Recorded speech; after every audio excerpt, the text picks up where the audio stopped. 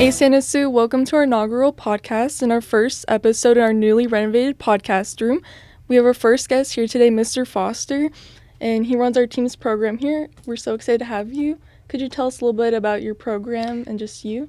Absolutely. So this is the TEAMS program. It's a transition education for students with moderate severe disabilities. All of our students are 18 years old at minimum, and they can go to school till they're 22. We go into the community a lot, and the students practice shopping. They practice paying for items. We have picture shopping lists that they can shop from. That's just something that we do in the community.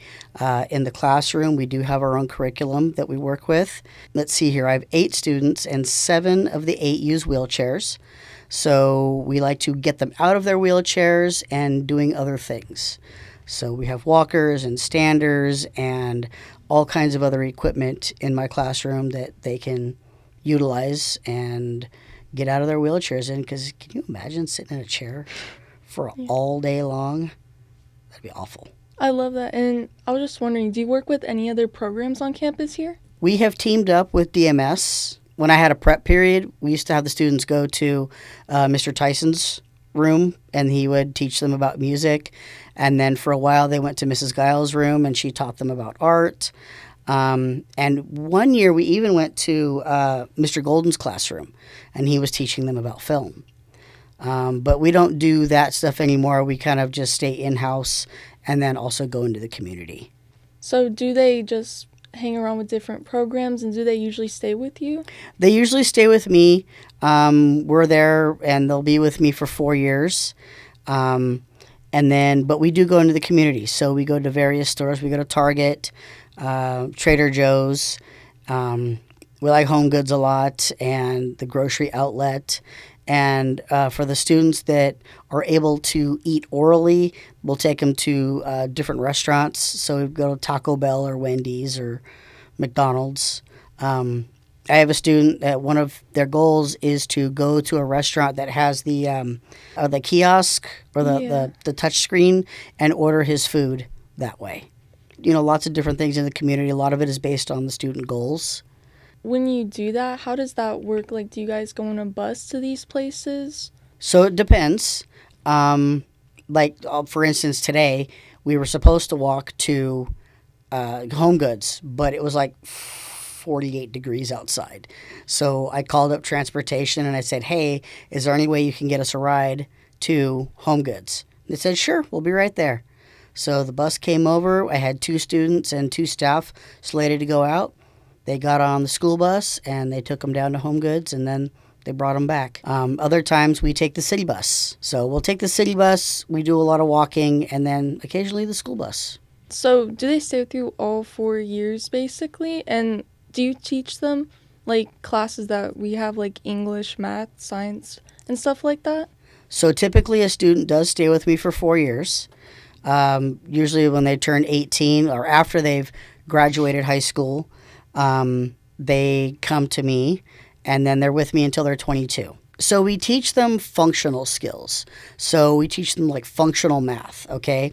So the kind of math that, you know, you're going to need in the community. So like counting out your change or doing what they call next dollar strategies. And functional skills. So we'll teach them how to make simple recipes, like maybe using a microwave or how to make a sandwich. You know, we try to push their limits and see what they're capable of and, you know, be as independent as they possibly can be. I think that's really important to learn, and I'm really glad that they all have a chance to do that.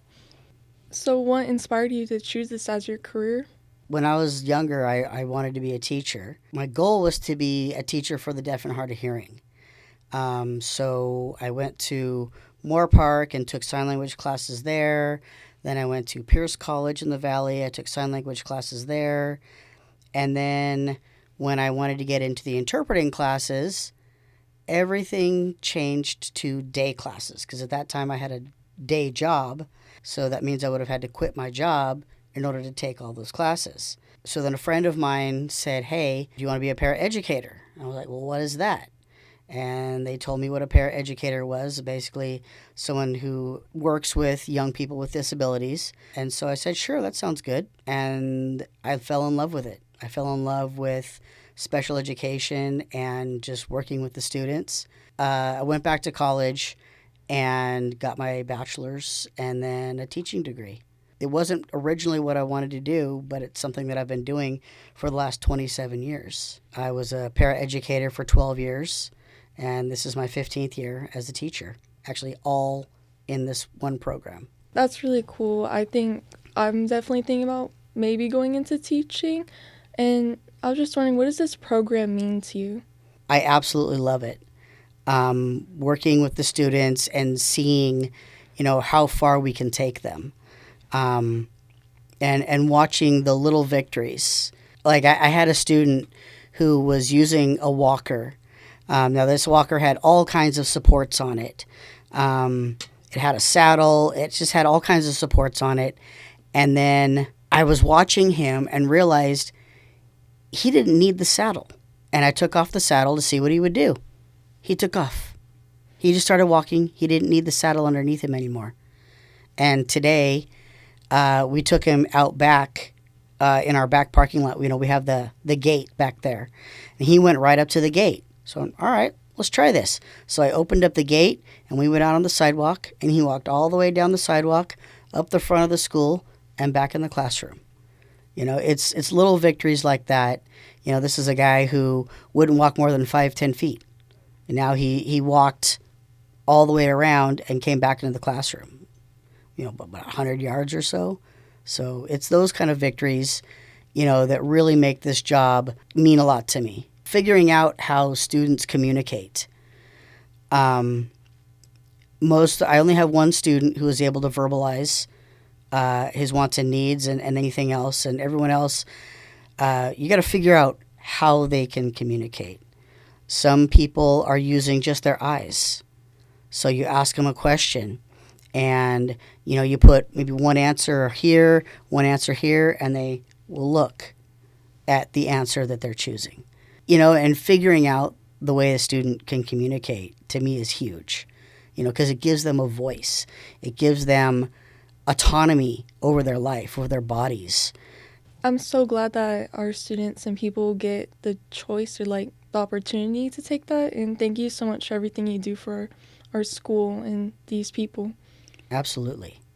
Does anyone else come into your classroom and work with your students? Absolutely. Hi, I'm Logan Ryan. I'm a producer here at KSSH, and I'm We've here got with a speech Elisa, therapist, physical Elia, therapist, and Joey. occupational I'm here with therapist. We have a deaf and Jasmine. hard I'm here of hearing with Kimberly, specialist. and today we're going to be learning about the therapy that happens in the Teams program. So, Kimberly, who are you, and how did you get to this position? I'm Kimberly Mylaw. I'm a deaf and hard of hearing education specialist. I am an itinerant teacher who travels to all the middle school and high schools. And so I cover students that are anywhere from programs like this to general education students who have a hearing loss or who are deaf, so they may use sign language, they may not use sign language. Those who work in the deaf and hard of hearing field, what do they do?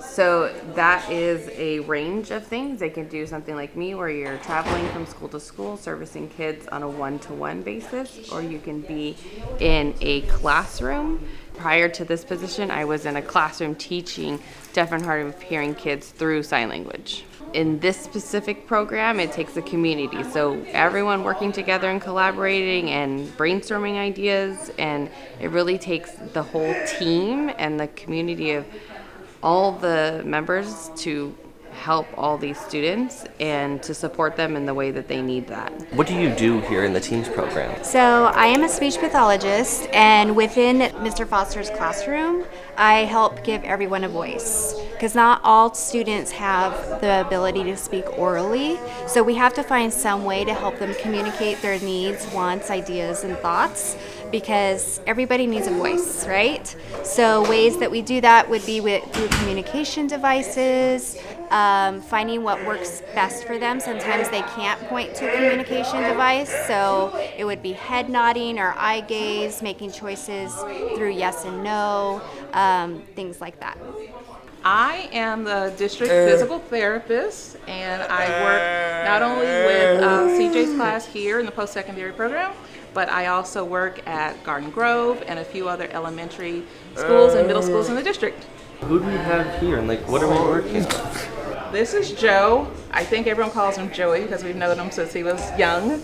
And Joe is in this post-secondary program, and this is a supported walking aid. It's also used for transfer, so getting someone in and out of a wheelchair into different places, but you can also use it for walking. So for one of the physical therapy goals that we have for Joe is to work on taking some steps using this device. So the device is what's holding him up, and I am just facilitating the taking of the steps. So sometimes that might mean giving a little bit of a tap to one of his legs, propelling this along, and then also facilitating him taking steps on his own. I'm not coming to work with Joe and just do stretches or do any exercises. I'm looking at what his functional skills are through the day, any other students that might have, issues with their seating, what looks good, what's not, and I work really well with the teachers, especially CJ and the staff. I think that's the best part of, being school therapist and also with this program. Occupations are things that are meaningful to people. So most people think of occupations as work, but occupational therapists see occupations as anything that's meaningful to anyone. Occupation could be school, which is why we do have the TEAMS program here, because this is something that is meaningful to people who are at this age. But ultimately what occupational therapy is basically helping people to rehabilitate or habilitate, because some people aren't born with certain skills. It's basically helping people to do things that are meaningful to them. And I think that most people think of occupational therapy as like, they're just gonna help with like hand skills or something like that, or fine motor skills, but it can be so much more than that. It's like fine motor, sensory, proprioception, dressing, like ADLs, activities of daily living, like literally anything and everything that you can think of, an occupational therapist can help assist in some way. Well, thank you, Jasmine. I know I've certainly learned a lot, and I hope you guys have too. So this has been the therapy part on the TEAMS program. But yeah, we've got a lot of people that come in and help us out, because this job can't be done just by just one person. We also have paraeducators in the classroom. You can't do this alone.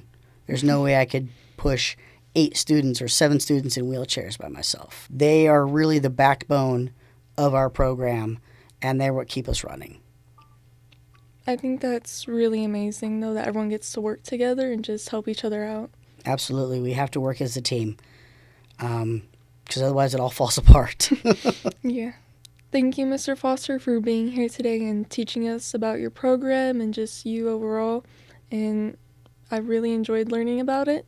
And thank you, Santa Sue, for stopping by. I'm Adler Reinheimer signing off from the podcast room. And don't forget to like, comment, and subscribe, and click the bell icon for future notifications. And remember to follow us on Instagram at KSSH.TV.